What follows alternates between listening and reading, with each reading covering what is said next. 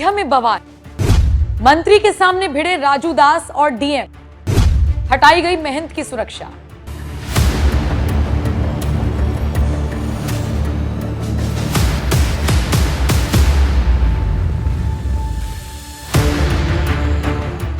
नमस्कार, स्वागत है आप सभी का। आप देख रहे हैं एनएमएफ न्यूज, आपके साथ मैं हूं नम्रता। राम मंदिर बनवाने के बावजूद अयोध्या में बीजेपी हार गई। अब कुछ लोग कहेंगे कि फैजाबाद सीट से बीजेपी हारी है, उस लोकसभा में आने वाली अयोध्या सीट पर तो बीजेपी को काफी वोट मिले हैं, वगैरह वगैरह। ये सब दिल को तसल्ली देने के लिए ख्याल अच्छा है, गालिब वाली बात है। बाकी सच बात यही है कि बीजेपी को फैजाबाद सीट पर मुंह की खानी पड़ी है, भव्य राम मंदिर का निर्माण करवाने और सनातन धर्म का राग अलापने के बावजूद। इस हार के बाद से ही अयोध्या में लगातार विवाद जारी है। हद तो तब हो गई जब योगी सरकार में मंत्री के सामने ही हनुमानगढ़ी के महंत राजू दास और डीएम आपस में भिड़ गए। दोनों की ऐसी नोकझोंक हुई कि राजू दास की सुरक्षा को हटा लिया गया। सुरक्षा हटने के बाद से ही राजू दास काफी नाराज हैं और प्रशासन पर कई तरह के आरोप लगा रहे हैं। उन्होंने साफ कहा कि हमारी सुरक्षा हटाना दुखद है और मुझ पर कभी भी हमला हो सकता है, इसकी पूरी जिम्मेदारी प्रशासन की होगी। इस दौरान महंत राजू दास ने कहा कि अयोध्या हारने के बाद दुख पीड़ा हुआ। 32,000 करोड़ का बजट, भव्य राम मंदिर का बनना, उसके बावजूद चुनाव हारना दुखद था।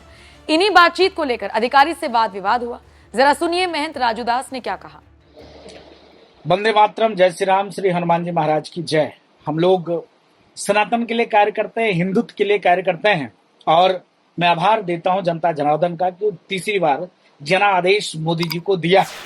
योगी जी के नेतृत्व में लगातार पूरे देश में हम लोगों ने घूम घूम के प्रचार किया है। मैं भी 16 राज्य में चुनाव प्रचार किया और अब की बार 400 पार के नारा के साथ पुनः प्रचंड बहुमत के साथ पुनः मोदी जी की सरकार और हमारी सरकार बनी है।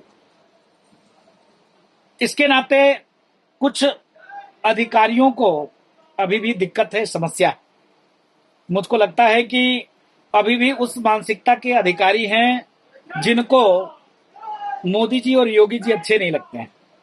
दुखद था हमारी सुरक्षा हटाए जाना और प्रशासन ने हमारी सुरक्षा को हटाया है, ये दुखद है, अति निंदनीय है।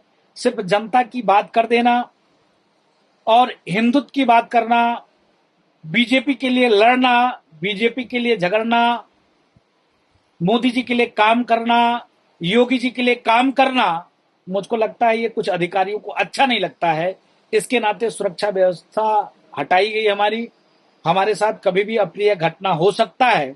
इसके नाते मैं उच्च स्तरीय अधिकारी से निवेदन करता हूं कि सुरक्षा बहाल करें और ऐसे अधिकारियों के खिलाफ कार्रवाई। राजू दास के बयान के बाद एक न्यूज चैनल से बात करते हुए डीएम नीतीश कुमार ने भी अपनी बात रखी और कहा, राजू दास का आपराधिक इतिहास पाया गया। 2013, 17 और 23 में आपराधिक मुकदमे दर्ज हैं। वो कभी अयोध्या वासियों को गाली देते हैं, कभी प्रशासन को।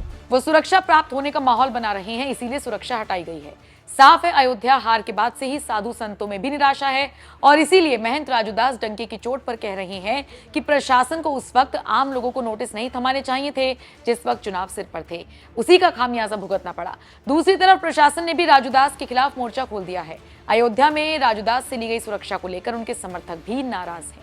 फिलहाल आप इस खबर को किस तरह से देखते हैं और आपके हिसाब से कौन सही है कौन गलत, कमेंट करके अपनी राय हमें जरूर दें।